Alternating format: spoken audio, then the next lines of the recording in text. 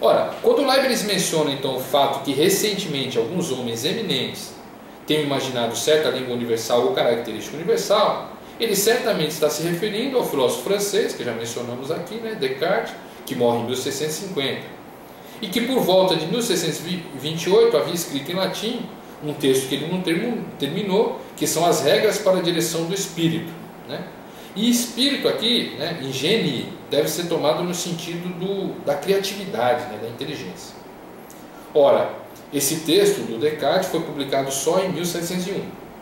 Lá, na regra 7, o Descartes dizia o seguinte, cito Descartes: refletindo nisso com mais atenção, pareceu-me enfim claro reportar à matemática tudo aquilo em que somente se examinam a ordem e a medida, sem levar em conta se é em números, em figuras, em astros, em sons ou em qualquer outro objeto que tal medida deva ser procurada. Daí resulta que deva haver uma ciência geral que explique quanto se pode procurar referente à ordem e à medida. Veja que não aparece a palavra raciocínio, nem o pensamento. Sem as aplicar a uma matéria especial. Essa ciência se designa não pelo nome emprestado, mas pelo nome já antigo e consagrado pelo uso, matemática universal, né? Do latim matesis universalis. Continua Descartes, porque ela encerra, né? Ela contém tudo o que faz dar às outras ciências a denominação de partes das matemáticas. E aí ficaria talvez a questão se a lógica é parte da matemática, né? Mas é isso que está sendo discutido na época. Então, fim de citação. Ora, em parte, essa matemática universal, né, a matesis universalis, que vai servir de ideia fundamental para Descartes recusar boa parte da lógica ou dialética aristotélica e da matemática, da metafísica contida nessa dialética aristotélica. Essa lógica, esse método, né, que o Descartes pretende então fazer,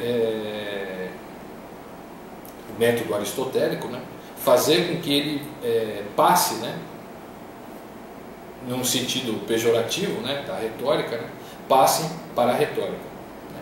Daí o Descartes tem uma visão restrita então de uma possível ars dicendi, né, e que, segundo ele, não deveria servir para a aquisição de fato de conhecimento. Então a arte do Aristóteles não serviria para a aquisição do conhecimento. Esse é um ponto que ele vai concordar, que muitos modernos vão concordar com Descartes. Ora, essa recusa então da lógica aristotélica é algo do que boa parte dos modernos compartilharão, excetuando Leibniz. Também será ela, né, essa recusa, que estará por trás da exigência de um novo método para a filosofia, não só cartesiana, mas muitas outras, né? Daí o novo órgão, né? E que o Descartes apresenta em seu mais famoso texto, o Discurso do Método, né, de mais ou menos 1677, que em muitas ocasiões foi duramente criticado pelo próprio Leibniz, que dentre outras coisas opõe então característica à matesis, né? Então não se trata de repetir a expressão matesis universalis, né? Para o Leibniz se trata de criar uma nova expressão que vai mais à base da questão, né, que exige uma valorização então dos caracteres, né, utilizados na matemática, essa utilização dos caracteres. Ora, essa característica então seria uma ciência, né, uma arte ainda mais básica que a matemática, a ciência que permite elaborar então o alfabeto dos pensamentos humanos. Essa é a ideia de Leibniz, que em grande medida parte de seus estudos da lógica aristotélica, que ele não recusa, como dissemos, apesar de considerar suas regras, né, da lógica aristotélica quase suficientes para julgar, mas insuficientes para a verdadeira arte de inventar e descobrir, né. Esse estudo então que ele faz da lógica aristotélica também partia do que ele havia investigado na aritmética, na álgebra e na combinatória. E essa junção é a novidade, né? Essa junção é a grande novidade. Essas três disciplinas, então, associadas diretamente ao conteúdo abstrato e àquela capacidade de abstração do entendimento humano. Daí uma nova noção de pensamento, uma nova noção de raciocínio humano. Foi especialmente essa intuição, então, que serviu de fundamento para a lógica moderna, a lógica contemporânea, a lógica simbólica, e que diferencia claramente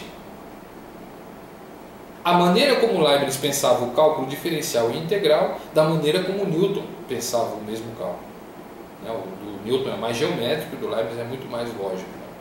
Seja como for, foi essa a intuição que encabeçou um dos empreendimentos mais audaciosos e importantes do século XIX e início do XX, e que também teve George Bully como seu idealizador intermédio, e que chamaremos, depois vai ser chamado, de o fundacionismo das matemáticas pela lógica, movimento que tem como um dos seus mais importantes integrantes o Frege, claro, o Russell, e que podemos dizer que em grande medida termina com o próprio Wittgenstein, que falece que morre em 1951, com a publicação então do Tratatus Lógico-Filosóficos, movimento que é responsável pela inclusão da teoria dos conjuntos como introdução mais adequada ao estudo das funções.